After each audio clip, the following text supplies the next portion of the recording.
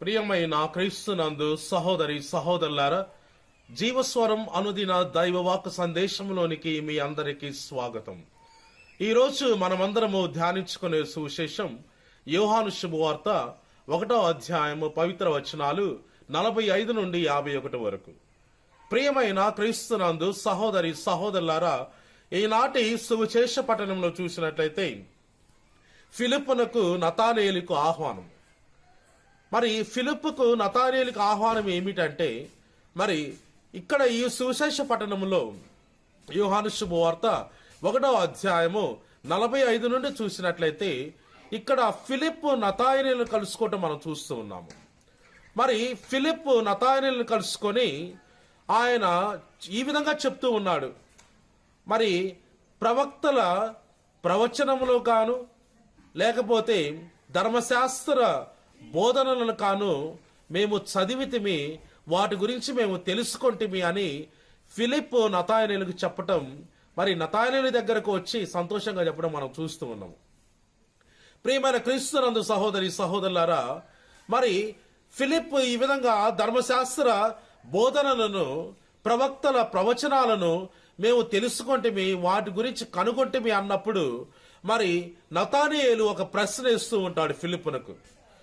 మరి ఎప్పుడైతే ఫిలిప్పు యేసు, ఆయన నజరేతుడైన యేసు పరలోకమందు వచ్చినటువంటి ప్రభు అని, ఆయన మెస్సయ్య అని ఒక రకంగా మనం వింటూ ఉన్నాము.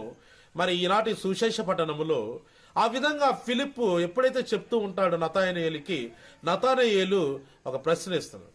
మరి ఈ యొక్క నజరేతుడైన యేసు నుండి ఏమైనా మంచి చెయ్యగలడా అంటే, మంచి మనం చూస్తామా ఆయన నుండి అని నతానేలు ఫిలిప్పునికి మరి ఆయన ప్రశ్న వేయడం మనం చూస్తూ ఉన్నాము. మరి ఫిలిప్పు కూడా ఈయన యేసు నిజమైన క్రీస్తు ప్రభు, ఆయన మనం రక్షించడానికి వచ్చినటువంటి రక్షకుడు అని ఫిలిప్పు నమ్మినప్పుడు నతానేలు కూడా నమ్మాడా లేదా అనేది మనం ఆత్మ పరిశీలన చేసుకోవాలి. మరి ఈయన నజరేతుడైన యేసు నుండి ఏమైనా మంచి జరుగుతుందా, మంచి రాగలదా అని నతానేలు ఫిలిప్పునకు మళ్ళీ తిరిగి ప్రశ్న వేయటం ఈనాటి సువిశేష పట్టణంలో మనం చూస్తూ ఉన్నాం. ప్రియమైన క్రీస్తునందు సహోదరి సహోదరులారా, మరి నతానేలు ఎప్పుడైతే యేసు ప్రభు దగ్గరకు వస్తున్నప్పుడు ఆయన గమనించాడు, ఈయన నా దగ్గరికి రాబోతున్నాడు అని. మరి ఏ విధముగా నేను మీకు తెలుసు అని యేసును ప్రశ్నించడం. మరి నతానేలు ఈ విధంగా ప్రశ్న అడిగినప్పుడు ఈ విధముగా యేసు కూడా సమాధానం ఇస్తూ ఉన్నాడు. ఫిలిప్పు నిన్ను చూడక ముందే నేను అంజూరపు చెట్టు క్రింద నిన్ను చూసి తిని అని నతానేలుకి ఈ విధముగా క్రీస్తు ప్రభు సమాధానం చూస్తూ ఉన్నాము. మరి నువ్వు నిజమైన క్రీస్తు ప్రభువి, నజరేతుడైన యేసు అని నతానేలు తిరిగి సమాధానం ఇవ్వగా అప్పుడు యేసు ఈ విధంగా చెప్తూ ఉంటాడు. అంటే నిన్ను నేను అంజూరపు చెట్టు క్రింద చూశాను అని చెప్తేనే నువ్వు నన్ను విశ్వసిస్తున్నావా అని తిరిగి మళ్ళీ యేసు నతానేలుకి ఈ విధముగా మరి అడగటం మనం చూస్తూ ఉన్నాము.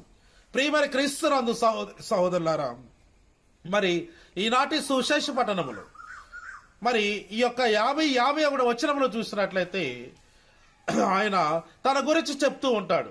నాపై అవరోహణలు మరి ఉంటాయి అని చెప్పేసి, మీరు రాబోయే రోజుల్లో నా గురించి మీరు వింటారు, నా గురించి తెలుసుకుంటారు. నేను ఎందుకు ఈ లోకానికి వచ్చాను, దేని గురించి వచ్చాను, దేనికోసం వచ్చాను, ఏ విధముగా నా తండ్రి ఈ లోకానికి నన్ను పంపించాడు అనే ఒక భావాన్ని మనందరం కూడా